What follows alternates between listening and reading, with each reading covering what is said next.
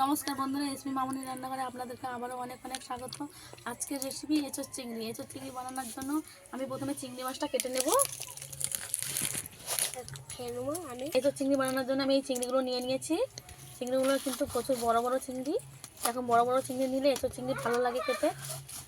পুরো ভিডিওটা দেখবেন, আশা করি আপনাদের ভালো লাগবে। প্রথমে আমি চিংড়ি মাছগুলো কেটে নেব, মাছগুলো ছাড়িয়ে নেব।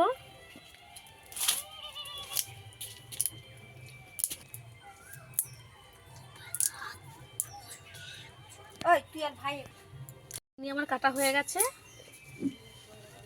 আবারও কেটে দেখিয়ে দেবো। প্রথমে মাথাটা ছাড়িয়ে নেব। এরকম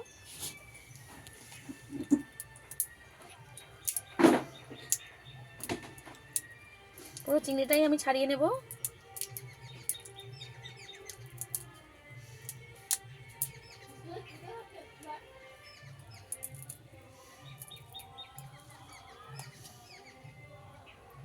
এর ভেতরে একটা ময়লা থাকে, সেটাকেও বের করে ফেলে দেব। এই যে শিরাটা ফেলে দেব। আবারও একটা কাটা হয়ে গেছে, রেখে দেব। একইভাবে আমি সব চিংড়িগুলো কেটে নেব।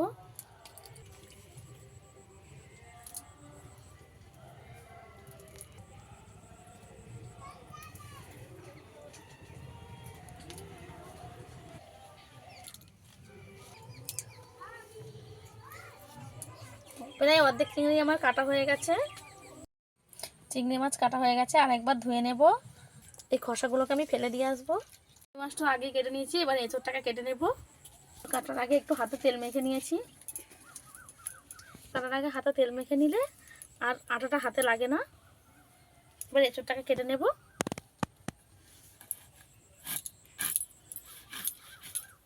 এঁচোড়টা একদম কচি, বেশি হয়নি, এরকম কচি এঁচোড় নিলেই ভালো লাগে।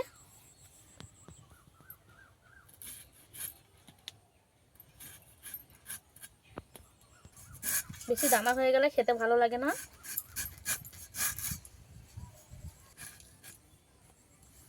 এবার এঁচোড়টাকে ভালো করে ছাড়িয়ে নেব, একটু দাগিয়ে দাগিয়ে ছাড়াতে হবে।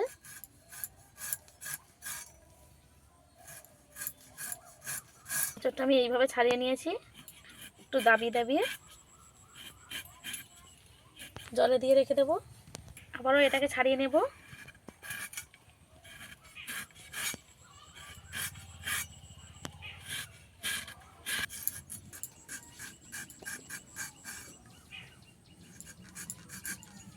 এঁচোড়টাকে একটু সুন্দর করে ছাড়িয়ে নিতে হবে। এবারে এঁচোড়টাকে আমি পিস করে নেব।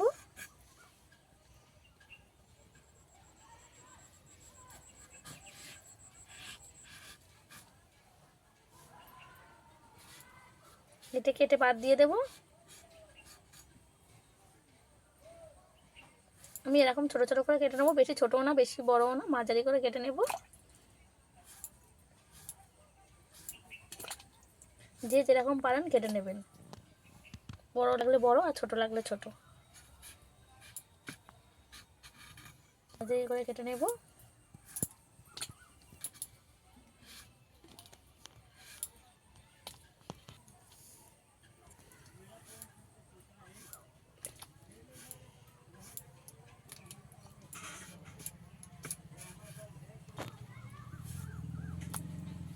চুলের এই শক্ত অংশটা না ফেলে দিলে শক্ত হয়ে থাকবে, তাই ওটা ফেলে দিতে হবে। এগুলো আমি সব এই সাইজ করে কেটে নিয়েছি। কড়াই জল দিয়ে দিয়েছি, এখন এটা ধুয়ে নিয়ে কড়াই দিয়ে দেব, দিয়ে সিদ্ধ করে নিতে হবে। বেশিক্ষণ রাখলে এঁচোড়গুলো ছেড়ে ছেড়ে যাবে। এখানে আলু আর মশলা কেটে নেব। আমি কাকিতে দিয়েছিস, এখানে আমি উনুনটা ধরে নিয়েছি। এঁচোড়টাকে ভালো করে সেদ্ধ করে নেব। লবণ দিয়ে দেব, দুধগুলো দিয়ে দেব। সেদ্ধ হয়ে গেছে, এঁচোড় ভালো মতো সেদ্ধ হয়ে গেছে। আবার নামিয়ে নেব, একটু ছেঁকে ছেঁকে তুলে নেব জল থেকে। এঁচড়গুলো আমি এইভাবে সেদ্ধ করে নিয়েছি। মাছে লবণ হলুদ মাখিয়ে নেব। হলুদ গুঁড়ো দিয়ে দেবো। এদিকে কড়া গরম হয়ে গেছে, দিয়ে দেবো তেল, ভেজে নেব।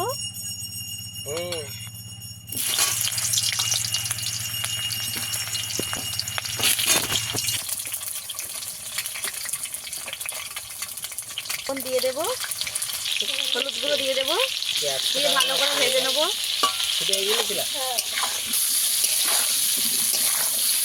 এঁচড়টাকে একটু ভালো করে ভেজে নিতে হবে। এঁচড়টা আমি এইভাবে ভেজে নিয়েছি, তুলে নেবো। এও ভাজিনি, কিন্তু মোটামুটি একটা ভেজেছি।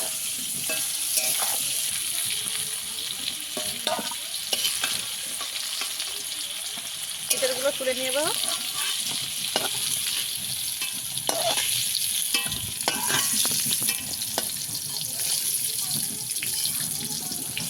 এগুলো ঠিক আমি এইভাবে ভেজে নিয়েছি। এই তেলের মধ্যেই আমি আলুগুলো ভেজে নেব। একটু বড় বড় করে আলুগুলো কেটে নিয়েছিলাম, ভেজে নেব।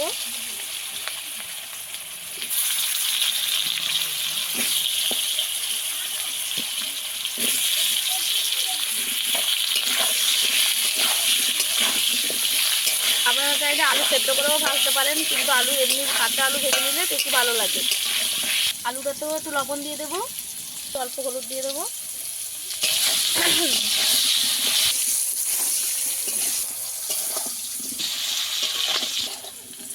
আলু আমি এইভাবে লাল লাল করে ভেজে নিয়েছি, প্রায় সিদ্ধ হয়ে এসছে। এবার নামিয়ে নেব।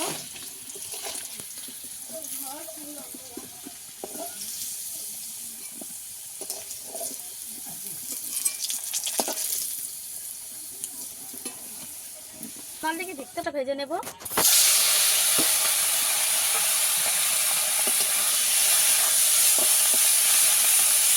লবণ হলুদ মাখিয়ে রেখেছিলাম যে চিংড়ি মাছটা, এটাকেই ভেজে নিচ্ছি।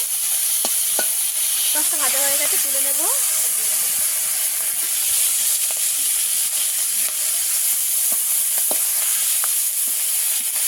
চিংড়ি মাছটা আমি এইভাবে ভেজে নিয়েছি, রেখে দেব। কড়াই তেল দিয়ে দেব, একটা তেজপাতা, পেঁয়াজ,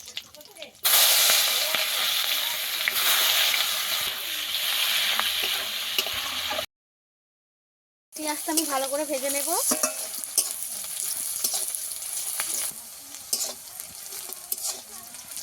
পেঁয়াজটা আমি ভালো করে ভেজে নেব।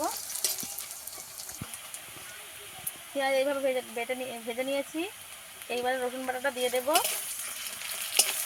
রসুন বাটা আবারও ভালো করে একটু ভেজে নেব। দিয়ে দেব, টমেটো কেটে রেখেছি দুটো, দিয়ে দেব। সব কিছু ভালো করে কষিয়ে নেব একটু।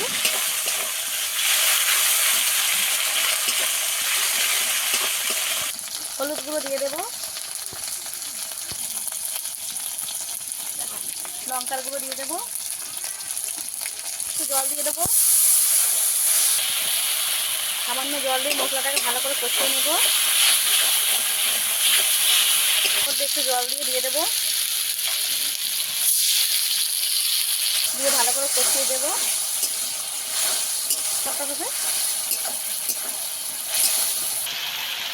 মটরশুঁটিটা একদম আমি নরম মটরশুঁটি নিয়েছি, তাই এখনই দিয়ে দেব। নরম বলে ভাজিনি, দিয়ে কষিয়ে নেবো আর একটু। এগুলো দিয়ে দেবো।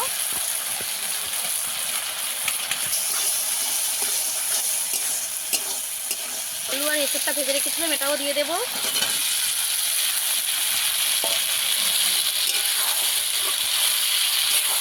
আলু, এঁচড় আর মশলা একসঙ্গে কিছুক্ষণ কষিয়ে নেব।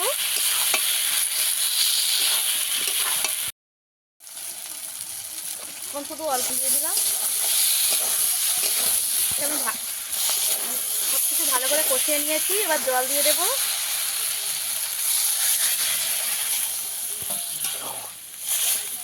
আরও অল্প একটু জল দিয়ে দেবো। চিংড়ি মাছ দিয়ে দেবো।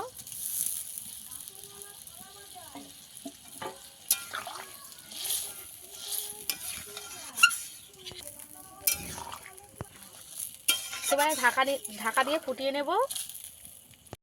কেমন হয়েছে।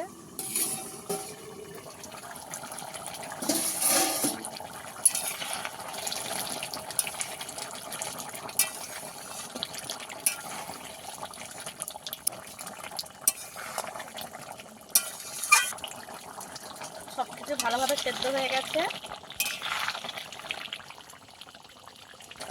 আর একটু ঝোলটা মেরে নেবো আমি। সব কিছু ভালো মতো সেদ্ধ হয়ে গেছে, আর একটু রেখে নামিয়ে নেব।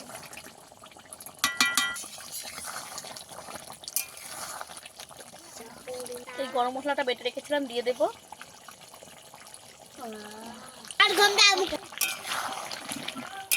এঁচোড় তৈরি হয়ে গেছে, নামিয়ে নেব।